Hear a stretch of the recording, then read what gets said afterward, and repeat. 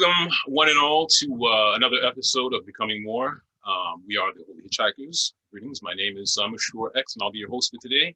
The guy over there is Sam. Say hi, Sam. How's it going, everyone? And then that's and that's Michael. I don't know if this is showing up right on your screen, but on my screen, that right there, that's Michael. Say hi. You're pointing at my elbow on my screen, so. So it's not all the same for everybody. In any case, welcome. As we've described before, we're going through the talks of the general authorities of the Church of Jesus Christ of Latter-day Saints from the April 2021 General Conference.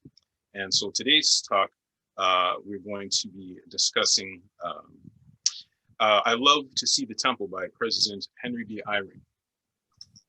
And I'd like to start off by sharing a quote from this talk, and then I'd like to get your thoughts on it, the brethren here. So this is I'm quoting here from the talk. My purpose today in speaking of temples is to increase your desire and mine to be worthy and ready for the increased opportunities for temple experiences that are coming for us.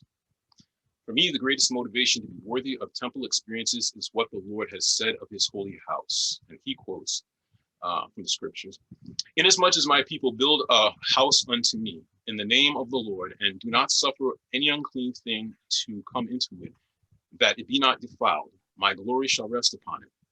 Yea, my presence shall be there, for I will come into it, and all the pure in heart that shall come into it shall see God.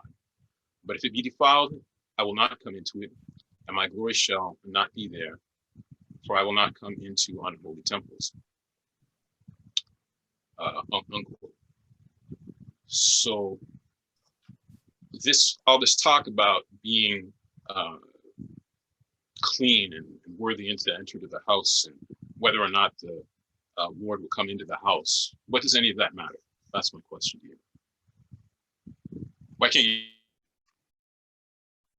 Oh dear, Mushure has frozen. Sure, just froze. All intents and purposes, anyone can see and go through your interviews and get your temple recommended and go to the temple. Why is that not enough? So Mushure, you actually froze for a moment, and it sounds like we missed a portion of what you were saying. I'm saying, essentially what I'm asking is, why can't you just fake it? Why can't you just fake it to make it? What does it matter whether you're actually worthy to enter into this house or not? Oh, you can fool your bishop, right? Yeah. Mm-hmm. Have you ever tried to play a sports game without, practicing? Yes. Without learning the game. If you aren't fit, it's going to show up on the first run across the field.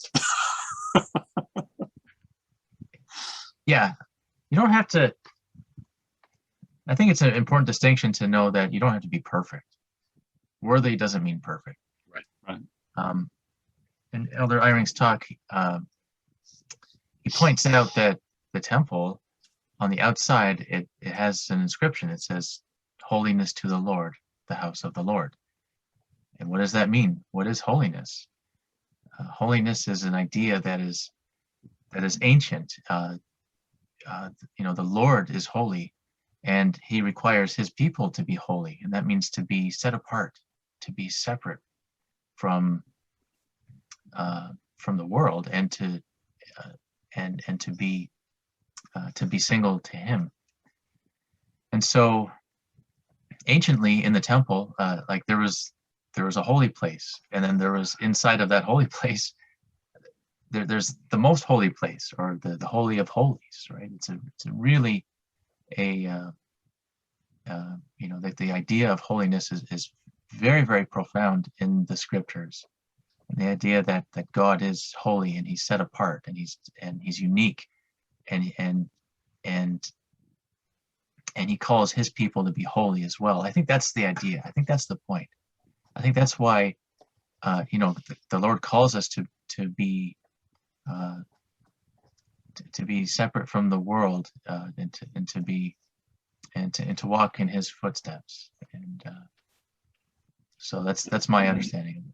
You sparked a thought. Sorry, Mushure, if I can just distract or take a tangent from where you might want to go for a second. But there's power in seeing the temple as a metaphor.